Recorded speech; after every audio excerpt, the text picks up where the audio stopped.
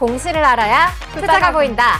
여러분 안녕하세요. 공시투데이 이주연입니다. 안녕하세요. 이연아입니다. 네, 오늘도 기업들의 최신 소식을 발빠르게 전해드리는 공시투데이 시간이 돌아왔습니다. 흥미진진한 공시 이야기와 함께 재밌고 유익한 정보들 가득 담아왔으니까요. 끝까지 집중해보시면 좋겠습니다. 네, 또 새로운 소식과 함께 경제 트렌드 쏙쏙 뽑아 알려드릴 테니까요. 끝까지 함께해 주시기 바랍니다. 본 방송에서 제공하는 정보는 투자 판단에 대한 조언일 뿐 주식의 가치와 상승, 하락에 대해서는 보장하지 않습니다. 그럼 공시투데이 공투 지금 시작합니다.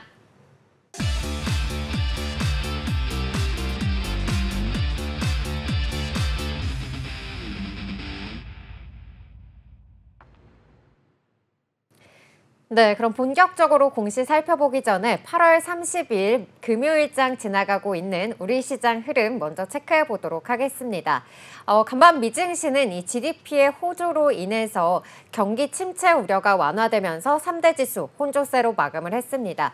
다우 지수 같은 경우에는 다시 한번 사상 최고치를 경신하는 흐름 나타났고요. 반면에 나스닥과 S&P 500 지수는 약보합으로 마감을 했습니다.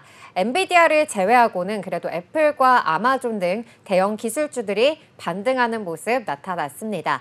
우리 시장은 이 모멘텀과 수급이 좀 부재한 상황 속에서 개별 업종과 이슈에 집중해야 한다는 시각이 나오고 있는데요.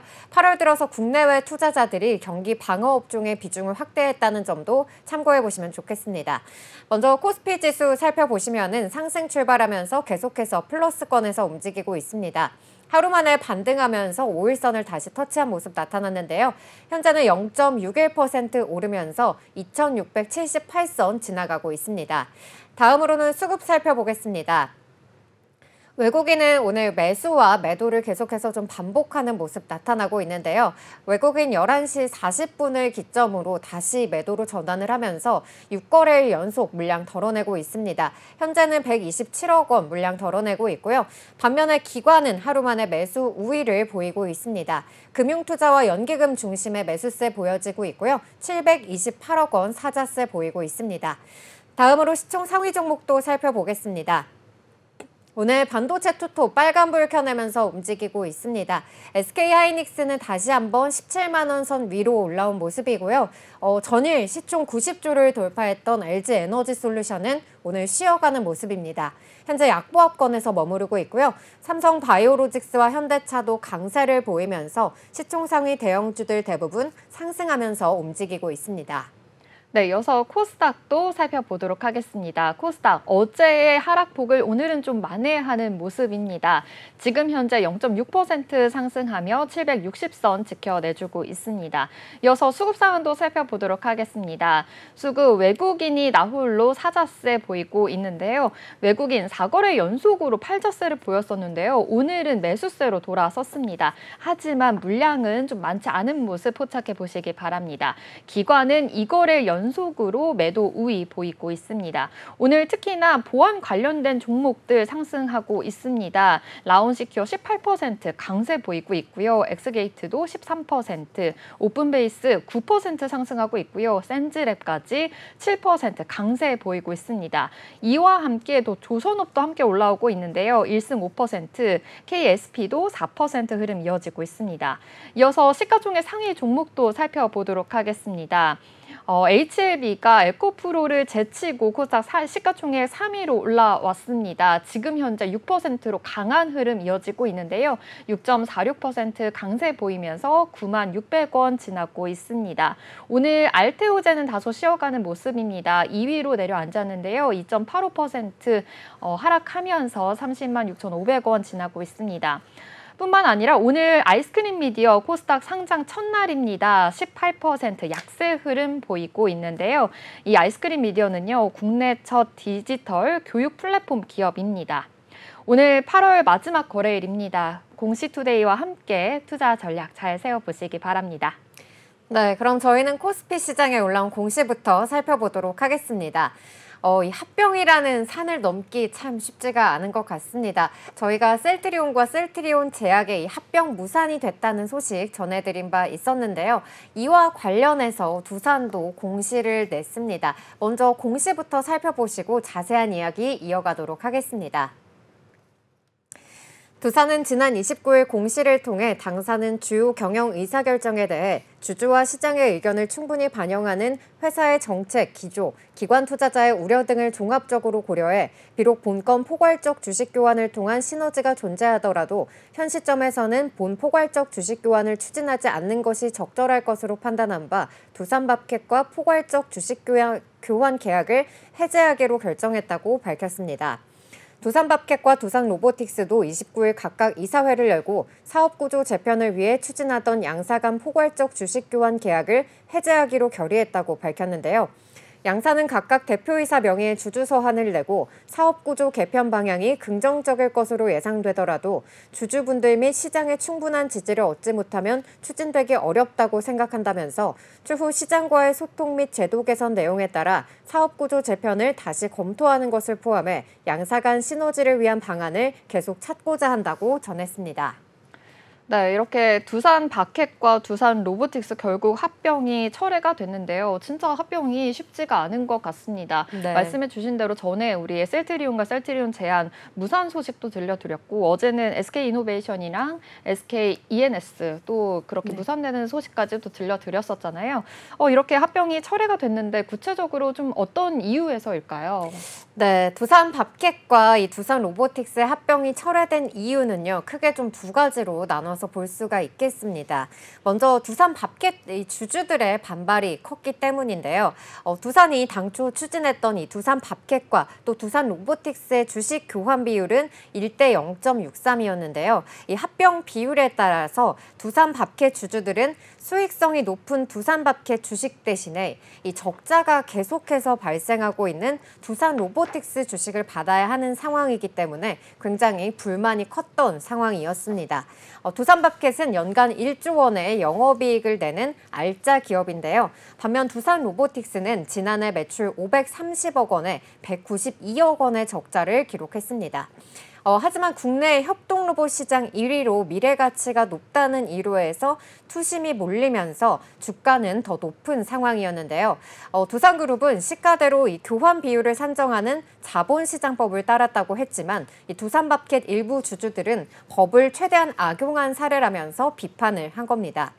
그리고 금융감독원이 이 합병 비율 산정 방식과 관련해서 두 차례 정정을 요구한 점도 영향을 미쳤었는데요. 지난 29일 금융감독원은 두산 로보틱스의 분할 합병 주식의 포괄적 교환을 위한 증권신고서에 대해 정정신고서 제출을 요구했습니다. 지난달 24일 이렇게 첫 번째 정정 요구에 이어서 두산이 제출한 증권신고서도 미흡하다는 평가를 받은 건데요. 이에 대해서 두산그룹은 좀 압박으로 작용한 것으로 보여지고 있습니다. 두산은 이러한 주주들의 부정적인 반응과 또 금융감독원의 의견에 따라서 이 합병 계획을 결국에는 철회하기로 결정을 한 건데요. 이로 인해서 두산밥켓을 두산로보틱스의 자회사로 만들고 상장 폐지하려던 계획도 철회가 된 겁니다. 네, 이렇게 두산바켓과 두산로보틱스 합병이 이제 무산이 된 건데요. 아무래도 이렇게 두산바켓은 이 두산로보틱스와의 주식 교환 비율에 있어서 좀 반발이 일어났고 두 차례 정정 신고서 또한 제출 요구까지 하면서 아무래도 쉽지 않은 과정을 거쳤던 것 같습니다. 그런데 이번 합병의 철회가 완전한 지배구조 개편에 대한 이 철회안은 아니라고 들었습니다. 맞을까요? 네, 이 두산이 포기한 부분이 두산밥켓과 이 두산로보틱스 지분 교환을 통해서 온전히 한 회사가 된다는 이 포괄적 주식 교환에만 좀 해당이 되는 건데요. 두산밥켓이 두산에너빌리티에서 떨어져서 두산로보틱스의 자회사로 넘어가는 것이 골자인 합병은 아직 남아있는 상태입니다. 두산밥켓이 두산로보틱스가 이 지분의 46.1%를 들고 있는 자회사로 남게 되면서 일부 지배구조의 변화 여지는 남겨두게 된 건데요. 이에 한 재계 관계자는 금융당국까지 나선 상황에서 이 개편을 무리하게 시도하는 것은 두산 입장에서도 부담이 있었을 것이라면서 지배구조 개편으로 인한 사업적 시너지를 여전히 눈여겨보고 있다면 시장 흐름에 맞는 변화를 다시 시도할 가능성이 있다고 밝히기도 했습니다. 두산 로보틱스와 두산 밥켓은 각각 대표이사 명의의 주주 서한을 내고 추후 시장과의 소통 및 제도 개선 내용에 따라 사업구조 재편을 다시 검토하는 것을 포함해서 이 양사 간 시너지를 위한 방안을 계속해서 찾고자 한다고 밝히기도 했습니다. 두산 에너빌리티와 두산 로보틱스는 금융당국의 정정 요구사항을 충실히 반영해서 정정신고서를 제출하고 또 시장 의견 등을 수렴을 해서 주주총회 등 추진 일정을 재수립할 예정입니다. 네, 이렇게 양사 간 시너지를 위한 방안을 좀 찾고자 노력하겠다라고도 말씀해 주셨는데요. 이렇게 지배구조 개편에 대해서는 조금 여지를 남겨둔 상황이라고 파악해 볼 수 있을 것 같습니다. 그러면 이렇게 두산 바켓과 두산 로보틱스의 합병 철회 후에도 두산 에너빌리티와 이 두산 로보틱스의 합병은 또 어떻게 진행이 되는 걸까요? 네, 에너지 사업 부문 강화와 또 이 스마트 머신 분야의 시너지 확대를 위해서 두산 에너빌리티와 두산 로보틱스의 합병은 계획대로 진행될 예정입니다. 두산그룹은 두산 에너빌리티를 인적 분할해서 두산 로보틱스와 합병하려고 하는데요. 두산 에너빌리티를 존속 법인과 또 이 두산 바켓을 자회사로 두는 신설 법인을 분할을 해서 이 신설 법인과 두산 로보틱스를 합병하는 방식입니다. 두산 에너빌리티는 이번 분할 합병을 마치게 되면 차입금 7천억 원 감소를 통해서 약 1조 원대의 투자 여력을 확보하게 되고요. 전 세계적으로 원전 시장이 호황을 맞고 있는 만큼 이 대형 및 소형 원전 생산 능력을 확대할 계획이라고 밝혔습니다. 두산 에너빌리티는 지난달 24조 원 규모의 체코 원전 수주전에 한수원 등과 함께 팀코리아로 참여해서 우선 협상 대상자에 선정된 데 이어서 현재 폴란드와 또 아랍에미리트, 사우디, 영국, 스웨덴, 네덜란드에서도 추가 수주가 기대되고 있습니다. 향후 5년간 약 10기에 달하는 수주를 기대하는 상황에서는 기존 설비만으로는 턱없이 부족하다는 것인데요. 박상현 두산 에너빌리티 대표는 주기기는 연 4기 이상, 그리고 SMR은 연 20규모로 좀 생산이 가능한 이 시설 구축이 필요하다라고 밝힌 바가 있고요. 또 두산 에너빌리티 관계자는 최근 원전 분야의 세계적인 호황으로 인해서 이 전례 없는 좀 사업 기회를 앞두고 있는 만큼 이 현 시점에서 생산 설비를 적시에 증설하기 위해서는 이번 사업 재편을 통해서 투자 여력을 확보하는 것이 반드시 필요하다면서 두산 에너빌리티와 두산 로보틱스 간의 분할 합병은 지속하기로 했다고 밝히기도 했습니다. 또한 두산 로보틱스는 이 두산 바켓의 글로벌 영업망을 활용을 해서 경쟁력을 강화할 계획인데요. 두산 로보틱스의 경우에는 이 두산 바켓을 자회사로 둠으로써 북미나 유럽에 걸친 이 네트워크와 자금력 그리고 경영 인프라 등을 활용할 수가 있습니다. 생산시설 자동화 흐름과 맞물려서 협동 로봇 제품을 늘릴 수 있다는 것도 긍정적인 요소입니다. 아울러 두산 바켓은 두산 로보틱스의 기술을 접목해서 애플리케이션을 다양화할 수 있는데요. 이어 사측에서는 무인화, 자동화를 중점적으로 추진하고 있는 두산 바켓은 두산 로보틱스의 로봇 기술을 접목함으로써 애플리케이션을 보다 다양하게 만들 수 있고 또 두 회사 간의 이 기술을 접목한 신개념 제품 개발을 추진할 수 있을 것으로 기대된다고 밝히기도 했습니다. 네, 이처럼 두산 에너빌리티와 두산 로보틱스 합병으로 인해서 굉장히 또 두 기업 간의 시너지를 더 많이 낼 수 있을 것으로 또 보이고요. 또 두산 바켓도 이 두산 로보틱스의 기술을 이용해서 또 애플리케이션 다양화 등 굉장히 또 다양한 또 추진을 할 것으로 확인이 됩니다. 그렇다면 이 주주들에게는 또 어떤 영향을 미칠지도 좀 궁금합니다. 네, 일부 이 주주들은요, 지배구조 개편안 일부를 철회한 것에 지나지 않는다면서 좀 싸늘한 반응을 보이고 있는데요.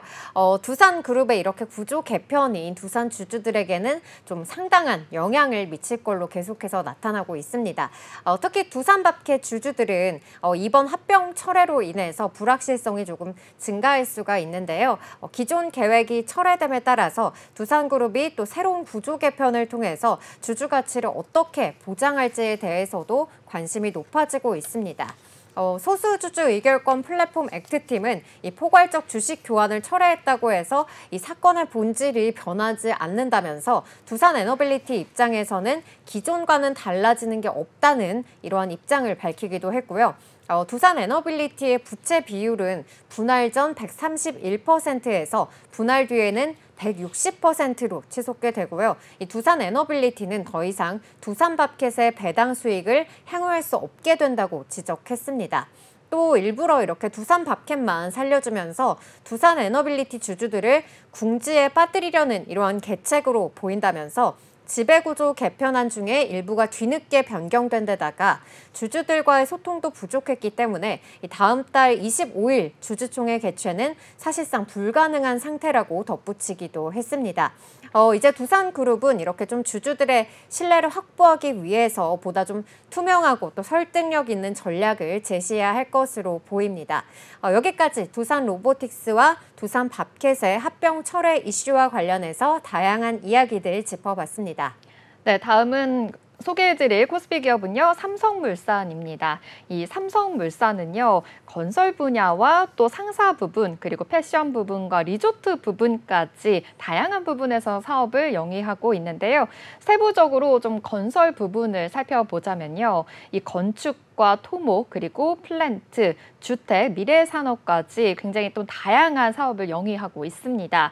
초고층 빌딩에서부터 또 업무용 빌딩, 그리고 친환경 빌딩 등 좀 다양한 시설을 건축을 하고 있는데요.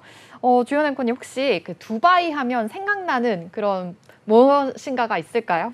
굉장히 좀 높은 건물이랑 어, 부의 상징이다? 네, 이러한 이미지들이 떠오르는 것 같습니다. 아, 맞습니다. 저도 두바이 하면 그 스카이라인들이 딱 생각이 네. 나는 것 같은데요. 지금 말씀해 주신 것처럼 가장 높은 빌딩이 많은 분들께서 생각을 하실 것 같습니다. 이 두바이의 랜드마크라고도 하죠. 부르즈 칼리파라는 이 빌딩인데요. 지금 사진에서 보시는 것처럼 이 빌딩을 삼성물산이 시공을 했습니다. 또 우리나라로 돌아오면 이 대한민국에는 또 바다를 가로지르는 인천대교가 있습니다. 인천대교 또한 삼성물산이 시공했다라고도 볼 수 있겠고요. 또 세계 최대의 비정형 건축물이죠. 동대문 디자인 플라자 또한 건축이 됐습니다. 그리고 우리가 누구나 아는 아파트 브랜드 있을 텐데요. 바로 레미안입니다. 레미안도 삼성물산이 영위를 하고 있습니다. 이뿐만이 아니라요. 이 패션 부문에서도요. 빈폴과 또 에이세컨즈 같은 이 브랜드도 영위하고 있고요. 또 남성복, 해외 브랜드와 또 편집샵까지 다양한 브랜드를 같이 운영을 하고 있습니다. 또 리조트 부문에서도 보니까요. 여러분 다 아시다시피 이제 삼성하면 에버랜드 생각하실 것 같은데요. 에버랜드가 있겠고요. 또 캐리비안 베이와 골프클럽 그리고 조경 분야까지 다양한 부분에서 영위를 하면서 국민 레저 문화를 위해서 노력을 하고 있습니다. 네, 삼성물산이 또 인천대교를 시공했다. 네. 이러한 이야기는 또 처음 들어보는 거여서 굉장히 놀라운데요. 네, 역시나 삼성의 이 규모는 좀 남다르다라고 느껴집니다.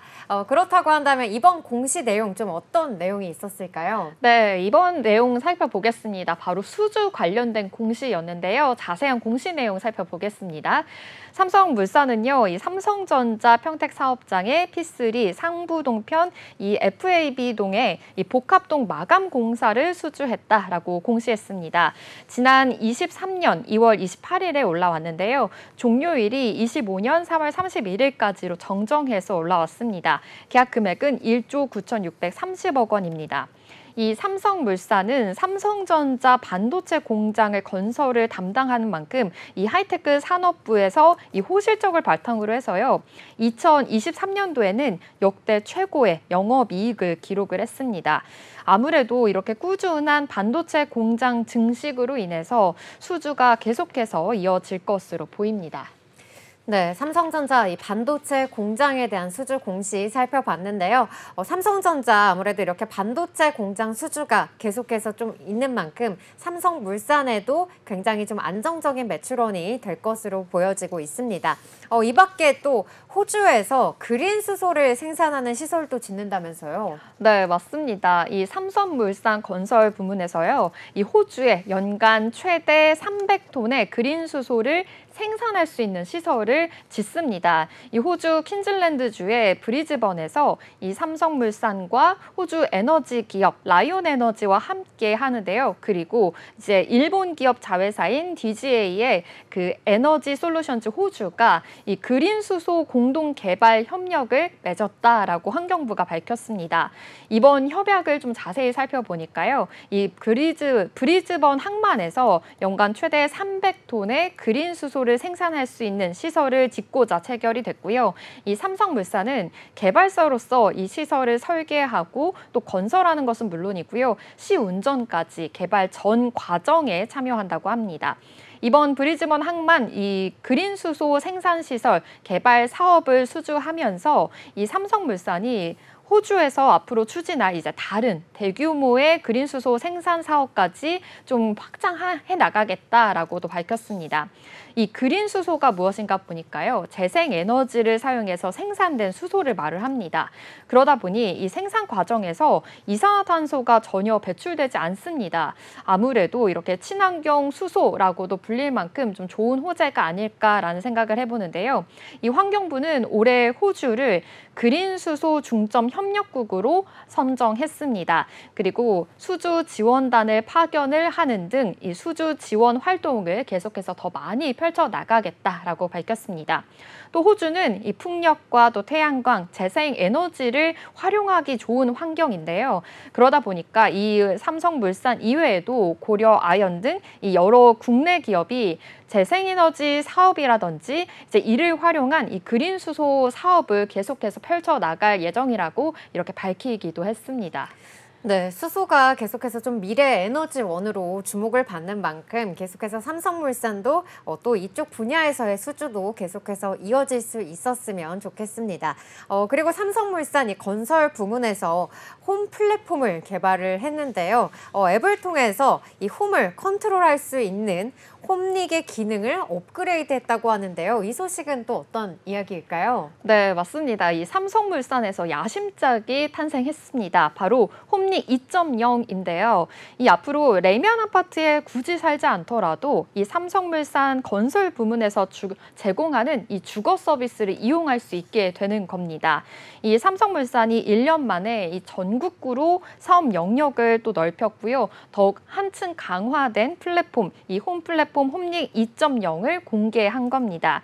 이 홈릭이 무엇인가 보니까요. 이 디지털 스마트폰 서비스와 또 문화생활 그리고 건강 관리까지 다양한 주거 서비스를 하나의 앱을 통해서 이용할 수 있는 그런 홈 플랫폼이다라고 볼 수 있겠습니다. 이제 기본적인 스마트 가전 컨트롤도 되고요. 관리비 납부부터 방문 차량 등록 등 이 주거 생활에서 꼭 필요한 다양한 서비스를 하나의 앱을 통해서 제어할 수 있는 건데요. 또는 가볍게 우리 물품이나 중고거래처럼 이 입주민들 사이에서 같이 거래도 할 수가 있고요.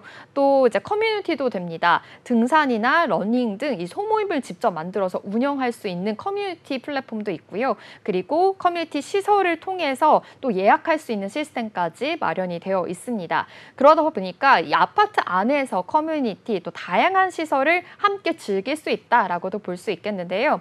이 입주민 대표 회의를 통해서 이제 거주하면서 느끼는 좋은 점이나 또 불편한 점 이렇게 민원 제기를 할 수 있는 의견 공유 공간까지도 있다고 합니다. 이 온라인 아파트 관리 서비스인 아파트 아이와 협력을 해서요. 레미안 아파트에 살지 않아도 이 아파트 아이 앱을 통해서 이 삼성물산의 주거 서비스를 공유할 수 있게 된 건데요. 이 홈릭과 아파트 아이의 데이터베이스가 연동이 되면서 편의성이 더욱더 이제 제고가 된 겁니다. 레면 아파트에서 다른 아파트로 이사를 하더라도 홈릭을 지우고 아파트 아이를 설치하더라도 이렇게 간단한 전출과 전입 정보만 입력한다면요. 기존의 서비스를 그대로 이용할 수 있다고 합니다. 그리고 이 삼성전자 제품에만 국한되지 않고 이 국내 이동통신 3사의 인공지능 스피커라든지 아니면 스마트 가전, IoT 기기와 연동이 또 가능하다는 점이 굉장히 또 매력적인데요. 모든 가전과 가구를 하나의 업체로 통일을 했어야만 하는 요즘이었는데 이렇게 앱 하나로 제어할 수 있기 때문에 생활 속의 편리함을 더욱더 느낄 수 있다라고 이야기됐습니다. 네, 저는 개인적으로 삼성 가전을 쓰고 있는데요. 우리가 삼성 가전 사용하시는 분들이라면 아마 아실 거예요. 우리가 스마트 싱스 기능을 이용해서 우리 핸드폰으로 직접 가전을 조작을 할 수가 있는 기능인데요. 또 이러한 기능을 우리 또 아파트 관리에도 접목을 해서 네. 또 레미안에 살지 않으면서도 이런 플랫폼을 누려볼 수 있다는 것이 굉장히 장점으로 작용을 하는 것 같습니다. 그리고 삼성물산 사실 요즘 건설업계가 좋지가 않아서 좀 네. 실적이 좋지 않게 나왔을 것 같은데 실적은 어떻게 나왔을까요? 네, 그래도 삼성물산 건설 부분 좀 안정적인 성장을 이끌어가고 있습니다. 지난해 이 건설업계 좀 불확실성에도 불구하고 국내 건설사 유일의 영업이익 1조를 돌파했다라는 성적표를 냈는데요. 이 삼성물산 건설 부문의 연결 기준 최근 3년 매출을 살펴보니까요. 2021년에는 10조억 원이었고요. 또 2022년에는 14조. 였습니다. 그리고 2023년에는 19조로 계속해서 지속적으로 성장해 나가는 모습 보일 수 있었고요. 또 같은 기간 영업이익을 보니까요. 2,510억 원이었고 또 8,750억 원 그리고 그 이후에는 1조가 넘었습니다. 이렇게 계속해서 증가하는 흐름을 보인 상황이었고요. 오세철 대표의 말을 따르면요. 이 불확실한 이 경영 환경 속에서도 전략 시장과 또 상품의 글로벌 역량을 기반으로 해서 지속 가능한 성장의 틀을 마련했다라고 이야기했습니다. 특히 이 해외 사업의 수주의 역량을 더욱더 집중했다라고 밝혔는데요. 지난 3년 동안에는 이 에너지 솔루션, 탈현장 건설 공법, 그리고 플랫폼 이렇게 3대 신사업을 성장을 하면서 글로벌 시장에서 사업을 계속해서 기반을 구축해 나가겠다라고도 이야기했습니다. 이 삼성물산 건설 부문은요. 올해 신사업 수주 목표액이 2조 4천억 원이다라고 했는데요. 지난해 신사업 수주 실적이 2천억 원이었습니다. 이와 대비하면 2조 원가량을 더 늘리겠다라는 방침입니다. 이 삼성물산 특히 에너지 사업과 스마트시티 분야에서 수주 확대를 계속해서 기대하고 있는 상황입니다. 오늘의 삼성물산 현재 흐름 한번 살펴보도록 하겠습니다. 오늘 현재 소폭 상승하고 있습니다. 0.2% 상승하며 14만 9,600원 지나고 있습니다. 지금까지 삼성물산에 대해서 알아봤습니다. 네, 그럼 저희는 여기까지 알아본 코스피 기업 2개에 대한 공시 요약해 보도록 하겠습니다. 네, 먼저 두산의 공시입니다. 두산은 지난 29일 공시를 통해 당사는 주요 경영 의사결정에 대해 주주와 시장의 의견을 충분히 반영하는 회사의 정책 기조, 기관 투자자의 우려 등을 종합적으로 고려해 비록 본건 포괄적 주식 교환을 통한 시너지가 존재하더라도 현 시점에서는 본 포괄적 주식 교환을 추진하지 않는 것이 적절할 것으로 판단한 바 두산밥켓과의 포괄적 주식 교환 계약을 해지하기로 했다고 밝혔습니다. 한편 두산이 포기한 부분이 두산밥켓과 두산로보틱스 간의 지분 교환을 통해 온전히 한 회사가 된다는 포괄적 주식 교환 방식에만 해당하는데요. 두산밥켓이 두산로보틱스가 지분의 46.1%를 들고 있는 자회사로 남게 되면서 일부 지배구조 변화의 여지는 남겨둔 셈입니다. 이에 주주들은 포괄적 주식 교환을 철회했다고 해서 이 사건의 본질이 변하지 않는다며 비판에 나서고 있습니다. 삼성물산 공시 요약입니다. 삼성물산 건설 부문이 호주에 연간 최대 300톤 그린 수소를 생산할 수 있는 시설을 짓습니다. 호주 퀸즐랜드주 브리즈번에서 삼성물산과 호주 에너지 기업 라이온에너지 그리고 일본 기업 자회사와 함께 그린 수소 공동 개발 협약을 맺었다고 환경부가 밝혔습니다. 삼성물산은 개발사로서 시설을 설계하고 건설하는 것은 물론 시운전까지 개발 전 과정에 참여합니다. 이번 브리즈번 항만 그린수소 생산시설 개발 사업을 수주하면서 삼성물산이 호주에서 앞으로 추진할 다른 대규모 그린수소 생산시설 사업의 교부도로 마련이 됐습니다. 지난해 건설업계의 불확실성에도 불구하고 국내 건설사 유일 영업이익 1조 돌파를 했습니다. 삼성물산 건설 부문 올해 신사업 수주 목표액은 2조 4천억 원으로 잡았습니다. 지난해 신사업 수주 실적 대비 2조 원가량 늘린다는 방침입니다. 삼성물산은 특히 에너지 사업과 스마트시티 분야에서의 수주 확대를 기대하고 있습니다.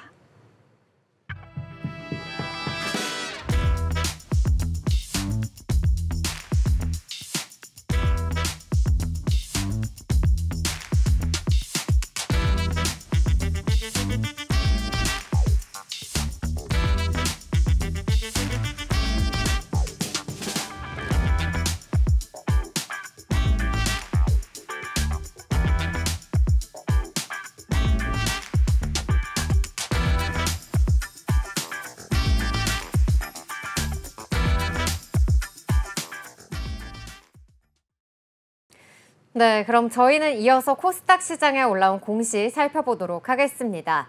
우리가 이렇게 주가를 좀 움직이는 요소들 굉장히 다양한 재료들이 있잖아요. 뭐 실적이 잘 나왔다든지 네. 아니면은 뭐 판매 공급 계약이라든지 이런 수주 공시가 전해졌을 때는 또 주가가 오름세를 보이기도 하고요. 또 반면에 우리 뭐 전환사채가 발행이 됐다든지 뭐 유상증자를 발행한다 또 이런 공시가 나올 때는 또 주가가 하락하는 움직임을 보입니다. 그렇다고 한다면 이 최대 주주 변경은 어떤 영향을 미치게 될까요? 오늘 좀 지니틱스의 공시를 통해서 알아보면 좋을 것 같은데요. 먼저 공시 내용부터 살펴보시고 자세한 이야기 이어가 보도록 하겠습니다. 지니틱스는 최대 주주가 서울전자통신회 이인에서 할로마이크로일렉트로닉스로 변경됐다고 지난 29일 공시했습니다. 할로마이크로일렉트로닉스가 보유한 지분은 30.93%인데요. 최대주주 변경 사유로는 최대주주 변경을 수반하는 주식 양수도 계약의 거래 종결에 따른 겁니다. 할로마이크로일렉트로닉스의 지분 인수 목적으로는 사업 다각화 및 신성장 동력을 확보하기 위한 것이라고 하는데요. 현재 총 210억 원의 규모의 이 주식 양수도가 예정된 가운데 계약금 10%는 계약 당일 납입을 마쳤으며 이달 29일 잔금을 치른 뒤 최대 주주가 변경될 예정입니다. 네, 이렇게 최대 주주 변경 공시 사실은 조금 긍정적으로 영향이 끼칠 수가 있거든요. 이 기업의 전략을 좀 새롭게 설정을 하거나 아니면 신사업에 대한 기대감으로 인해서 투자자분들은 좀 긍정적으로 받아들이기도 하는데요. 실제로 지니틱스 이런 기대감 속에서 주가가 지난 27일에 거의 9% 가까이 또 상승세가 나타나기도 했습니다. 이렇게 최대 주주를 좀 변경하는 방법도 좀 다양하다라는 것으로 알고 있는데요.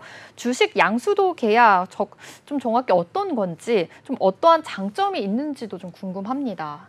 네, 최대 주주를 변경할 때는 뭐 주식 양수도 계약이나 또 신주 발행, 공개 매수 등 굉장히 다양한 방법을 통해서 이루어지게 되는데요. 주식 양수도 계약 같은 경우에는 이 주식을 구매하는 사람이나 또 기관인 양수자가 그 주식을 사고 그에 대한 대가를 지불하는 겁니다.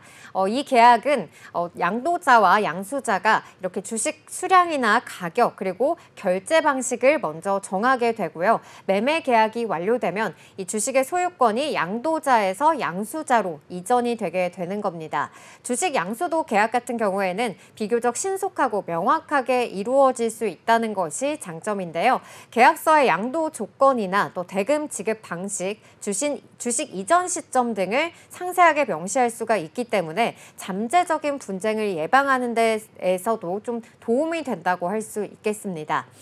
또 양수인이 자신이 원하는 지분율을 정확하게 획득을 할 수가 있기 때문에 불확실성에서 벗어나서 좀 안정적으로 주식을 확보할 수 있게 됩니다.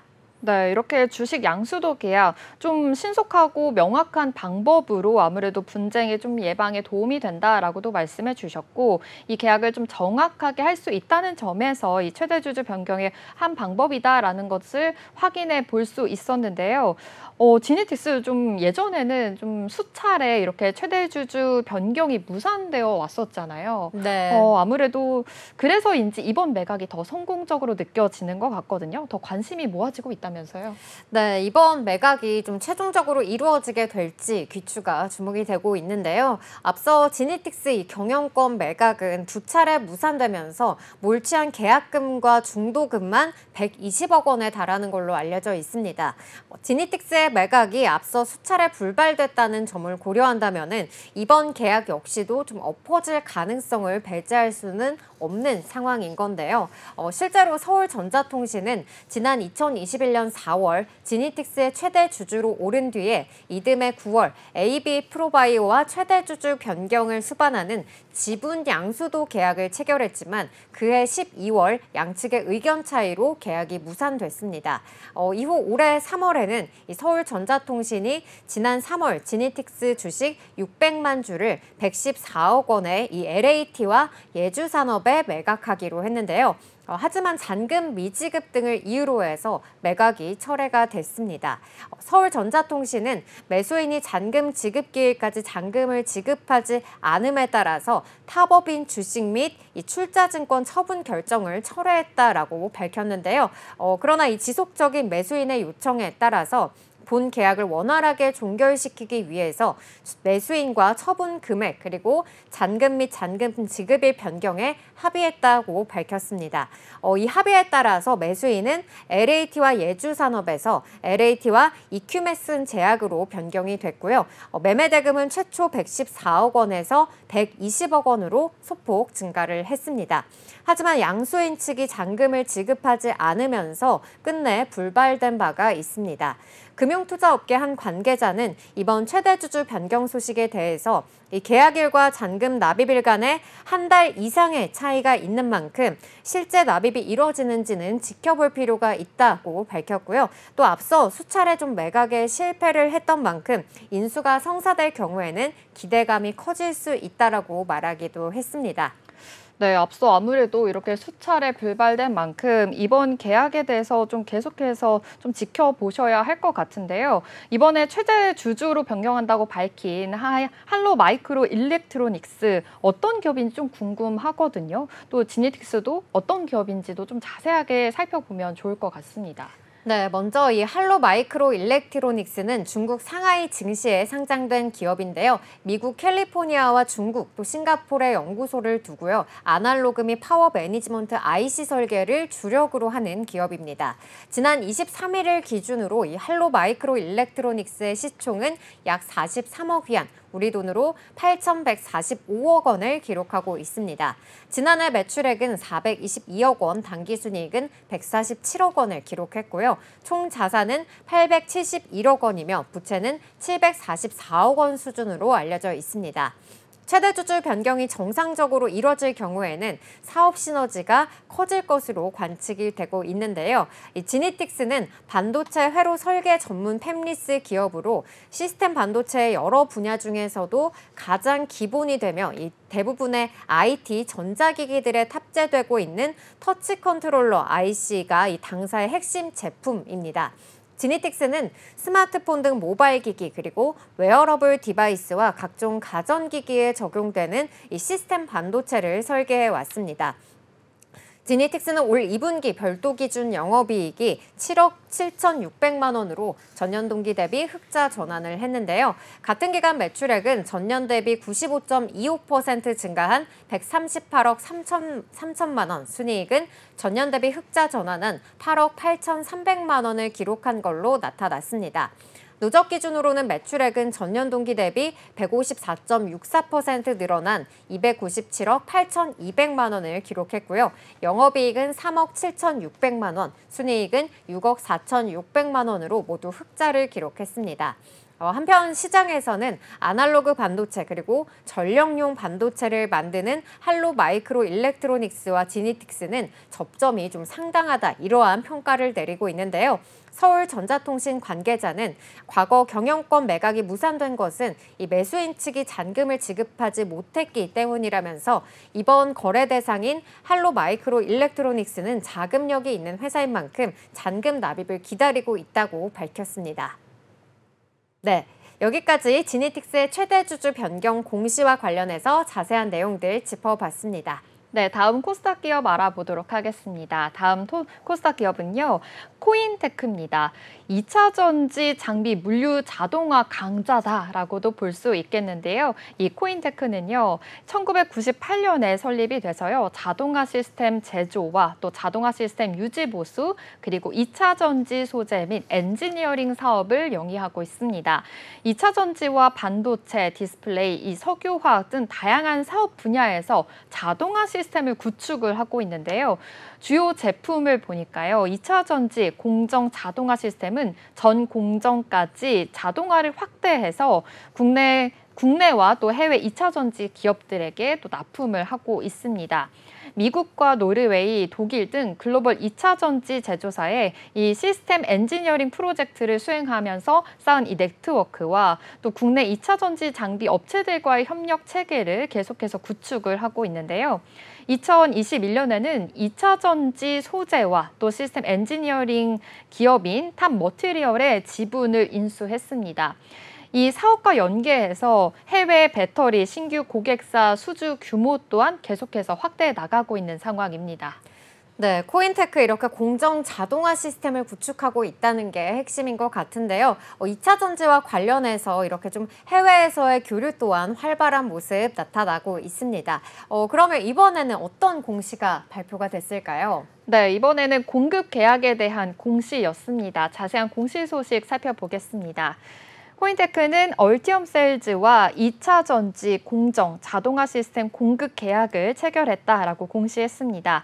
계약 금액은 164억 7,900만 원인데요. 이는 지난해 매출 15.49%에 해당하는 규모입니다. 계약 기간을 보니까요. 2024년 9월 1일까지였습니다. 얼티엄 셀즈와의 이 공급 계약이 이번이 처음은 아니었습니다. 얼티엄 셀즈는 LG 에너지 솔루션과 GM의 합작 법인 기업인데요. 얼티엄 셀즈 등 이 글로벌 배터리 대형 기업들과의 대규모 공급 계약을 통해서 수주 잔고가 가파르게 늘어나고 있는 상황입니다. 앞서 이 코인테크는 대규모 수주 증가에 따라서 수주 물량 대응을 위해서 지난해 10월에 시설 투자를 결정한 바가 있고요. 해당 증축 공장이 올해 안에 완공될 것으로 예상이 되고 있습니다. 이 코인테크는 공장 증축이 완료되는 대로 수주 물량에 대응에 나설 예정이고요. 매출 성장에 따라서 설계 및 이 마케팅 등 인력 확충을 통한 내부 조직 강화도 계획하고 있다라고 이야기했습니다. 네, 이렇게 국내 배터리 산업의 초기 단계부터 쌓은 기술력 그리고 또 레퍼런스를 바탕으로 해서 이 글로벌 대형 배터리 기업들과 좀 연이은 수주 계약이 이어지고 있는 것 같은데요. 그러면 코인테크 좀 앞으로의 이 계획도 궁금하거든요. 네, 맞습니다. 이 대표의 말을 한번 빌려봤어요. 코인테크 정감육 대표는요, 올해 최소 30% 이상 성장으로 2028년 매출 1조 클럽에 가입하겠다라고 밝혔는데요. 이 코인테크는 26년간 자동화 설비 한 우물만 판 회사입니다. 2차 전지와 또 반도체, 디스플레이, 그리고 자동차, 제약, 철강, 비철 금속까지 모든 산업군에서 자동화 설비를 제조 납품하고 있는 건데요. 글로벌 2차 전지 제조 회사를 포함해서요. 대형 고객사가 20에서 30곳을 두고 있습니다. 그만큼 굉장히 또 수요가 많다는 뜻이고요. 2차 전지 생산 공정에 따른 또 로봇 수요도 또 늘어날 것으로 확인이 됩니다. 그러다 보니까 아무래도 이 코인테크는요. 올해 사업 계획에서 차세대 물류 자동화 로봇 AGV와 AMR 이렇게 경쟁력을 더욱더 강화하겠다라고 이야기했습니다. 그러면서 글로벌 시장까지 공략을 확대하겠다라고 이야기했는데요. 이 AGV는요.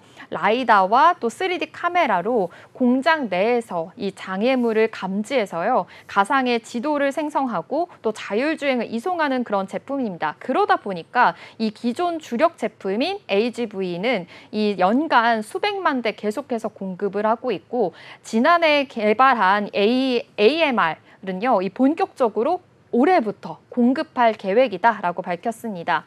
특히 이 사업 비중을 보니까요. 20에서 30%에 달하는 이 차세대 로봇이 2차 전지 시장을 좀 장악하겠다라고 이야기하기도 했고요. 또 소재와 원료, 분리막 분야를 통해서 로봇 공급도 늘리겠다라고 자신 있게 이야기했습니다. 네, 요즘 기업들에서 이렇게 좀 자동화 설비를 계속해서 좀 늘려가는 추세인 것 같습니다.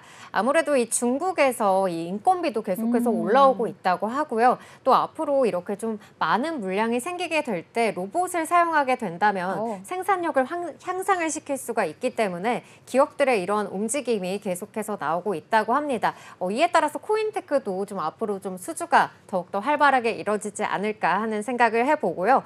그리고 이 코인테크가 사업 확장을 위해서 기업 지분 인수도 했다는 소식이 전해졌는데요. 이 소식은 어떤 내용일까요? 네, 맞습니다. 바로 이 코인테크가 2차 전지 소재 기업 탑 머티리얼의 지분 50%를요. 2021년 3월에 이제 인수를 했습니다. 이 탑 머티리얼의 시가총액을 보니까요. 현재 3,912억 원으로 불어난 상황이고요. 지분 37.27%를 보유하고 있습니다. 좀 단순 환산을 하면요. 1,447억 원 규모다라고 볼 수가 있겠는데요.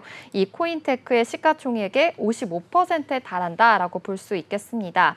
이 탑 머티리얼 기업을 보니까요. 20년 이상의 2차 전지 개발과 또 생산 경험을 바탕으로 2차 전지 솔루션을 제공하고 있는 기업입니다. 이 코인테크 대표는요, 2차 전지 시장은 아무래도 갈수록 커진다라고 이야기했고요. 기존의 물류, 자동화, 장비에 대한 고도화 작업도 계속하고 있고, 제조 장비 사업을 본격화하면서 2차 전지 종합 장비 솔루션 회사가 되는 게 최종 목표다라고 이야기했습니다. 이렇게 포부를 밝히면서요. 규모 경제가 실현하기 위해서는 중장기적으로 2차 전지 시장 전반에 좀 시너지를 낼 수 있는 기업을 대상으로 인수합병, 이 M&A도 계속해서 할 예정이다. 지금 현재 검토하고 있다라고도 밝혔습니다. 네, 2차 전지 시장 전반에서 이렇게 좀 시너지를 낼 수 있는 기업들을 대상으로 해서 좀 인수합병을 검토하겠다라는 계획까지 저희가 확인을 해볼 수 있었고요. 사실 2차 전지 기업들 요즘에 좀 LG 에너지 솔루션이 네. 이렇게 좀 올라오면서 다른 기업들까지도 좀 주목을 받고 있는 모습입니다. 특히나 전기차 화재 사고가 계속해서 잇따르면서 전고체 배터리 관련주들이 계속해서 올라오는 모습이고요. 또 LG 에너지 솔루션 같은 경우에는 어제 장을 기준으로 해서 좀 주요 매물대를 돌파하면서 다시 한번 좀 이렇게 상향 기조로 전환을 하는 것이 아니냐, 좀 이러한 기대감들도 나오고 있는데요.